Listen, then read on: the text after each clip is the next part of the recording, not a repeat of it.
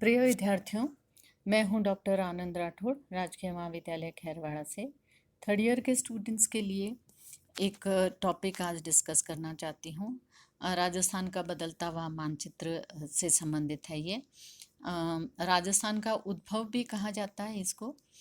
राजस्थान का जो वर्तमान मानचित्र अभी आपके सामने है, ये अस्तित्व में आया, इसके कई स्टेजेस से गुजरता हुआ, ये कई चरणों से गुजरता हुआ वर्तमान स्वरूप जो है राजस्थान का मानचित्र, ये अस्तित्व में आया है। इससे पहले हम देखें तो ये कुछ मानचित्र मैं आपके सामने दिखा रही हूँ। इन चरणों से गुजरता हुआ राजस्थान वर्तमान स्वरूप को प्राप्त करता है। राजस्थान की स्थिति दो भागों में अपन अध्ययन कर सकते हैं इसका। मैंने भी इस वीडियो को दो भागों में विभाजित करा है।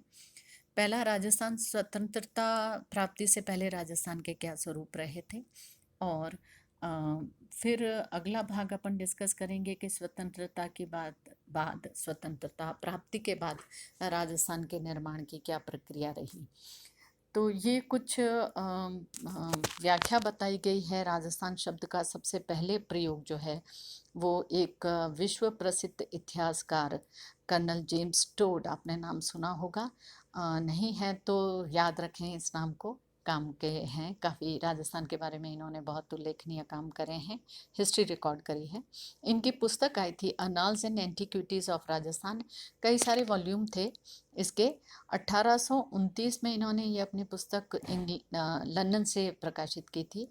इन्होंने राजस्थान के बारे में बताया कि यह स्वतंत्र राजाओं द्वारा संचालित अलग अलग राज्यों का एक समूह था, जिसे राजवाड़ा रायनाथ का नाम दिया गया। वैदिक काल में भी इसके मिलते हैं। वैदिक काल में ये बीहड़ रहा, जनशून्य रेगिस्तान रहा, जंगली प्रदेश रहा, बीकानेर को कहा जाता है ख़ास तौर पर। यहाँ खानाबदोश चरवाहे रहते थे, जंगली जातियों के साथ में ऋषियों के आश्रम हुआ करते थे। चीनी यात्री वेनसांग का नाम आपने सुना होगा, उनके यात्रा काल में भी राजस्थान के वर्णन मिलते हैं। पश्चिमी भाग को गुर्जर राज्य बताया था इन्होंने, दक्षिणी भाग को बदारी राज्य और उत्तर पूर्वी को बैराठ राज्य के अंग बताए थे। तो राजस्थान का जो इतिहास है ये काफ़ी पुराना है। 7वीं सदी से लेकर के 11वीं सदी तक यहाँ अप्रवासी राजपूतों ने गुजरात से प्रवेश करा था। ये गहलोत या सिसोदिया हुआ करते थे और दक्षिणी पश्चिमी राजस्थान में आकर के बसे थे।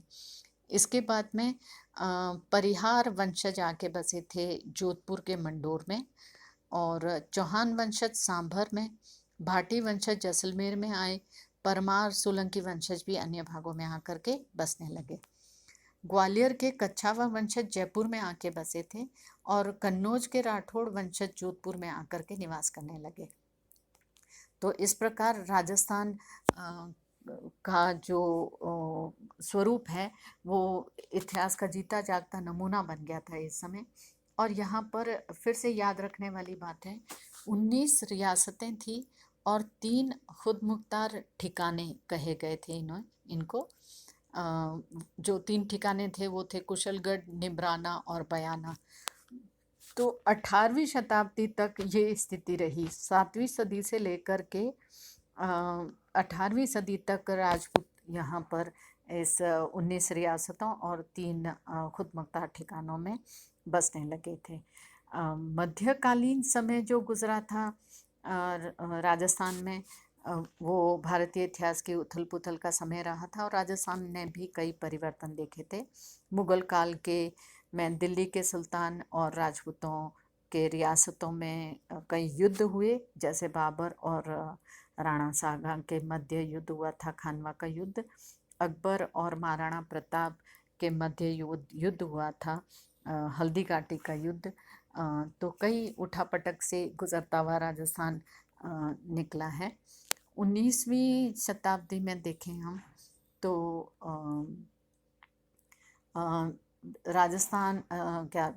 राजस्थान छोड़ें, पूरा भारत धीरे धीरे अंग्रेज़ों की पकड़ में आ रहा था। राजपूताने की रियासतें भी ब्रिटिश के प्रभुत्व को स्वीकार करने लगी थी। अंग्रेज़ों ने सबसे पहले अजमेर को अपने पूर्ण नियंत्रण में ले लिया था और उसके बाद अन्य रियासतों ने भी ब्रिटिश साम्राज्य को के अंतर्गत रहने का निर्णय ले लिया था। उस समय ब्रिटिशर्स ने इन्हें स्वतंत्र राज्य के नाम से घोषित कर दिया था और महाराणा, महाराजा, जागीरदार इस तरह के खिताब दे दिए थे इन्हें। राजपूत रियासतों और अंग्रेज़ों के मध्य लगभग 13 संधियाँ हुई थी, जिनमें भरतपुर अग्रणी रहा था। इसके अलावा टोंक, करौली, जोधपुर, कोटा, उदयपुर, बीकानेर, जैसलमेर, सिरोही, अलवर आदि सम्मिलित थे। तो इस प्रकार राजस्थान धीरे धीरे अपनी स्वतंत्रता खोता गया। प्रत्यक्ष और परोक्ष रूप से भी यहाँ पर अंग्रेज़ों के अधिकार हो गए थे। प्रशासन के लिए अंग्रेज़ों ने हर एक रियासत में एक रेजिडेंट नियुक्त कर दिया था। हम देखेंगे कि हमें रेजिडेंसी नाम से एक ओल्ड बिल्डिंग हर सिटी में मिलती है, ये अंग्रेज़ों के द्वारा बनाई गई थी। और इन सब रेजिडेंट के ऊपर उन्होंने एक पॉलिटिकल एजेंट के नाम से अजमेर में कार्यालय स्थापित कर दिया था। 1857 में इन रियासतों का पूर्ण विलय करने का विचार था अंग्रेज़ सरकार का, किंतु क्रांति के बाद उन्होंने ये विचार त्याग दिया और सभी रियासतों को उन्होंने राजपूताना का नाम दे करके स्वतंत्र घोषित कर दिया था। फिर जब भारत आज़ाद हुआ था 23 जून 1947 को इंग्लैंड की एक श्रमिक दल की सरकार ने भारत स्वतंत्रता कानून को पास करके ये स्थिति दी थी हमें। और देसी रियासतों को इस समय अपनी इच्छा पर छोड़ दिया गया था। ये फिर से अंग्रेज़ों की फूट करने की एक चाल थी और उन्होंने इन देसी रियासतों को कहा कि वह अपनी इच्छा अनुसार भारत या पाकिस्तान जिसमें चाहें उसमें अपना या स्वतंत्र रह सकते हैं या उसमें सम्मिलित हो सकते हैं। इस तरह से एक अराजकता फैलाने का उनका एक चाल थी ये। किंतु स्वतंत्रता प्राप्ति के बाद स्थिति कुछ अलग सी बनी। जब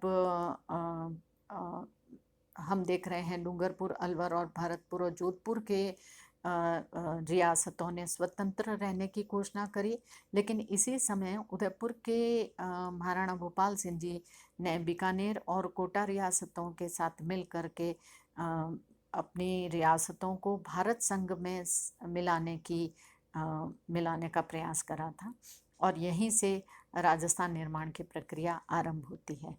राजस्थान निर्माण की प्रक्रियाओं के कुछ चरण में यहाँ पर आप देख रहे हैं। इसके अंतर्गत अपन इनकी व्याख्या करेंगे और इनके मानचित्र भी इसके साथ में दिए गए हैं। तो इसे मैं अगली क्लास में डिस्कस करूँगी। आज इतना ही। Thank you.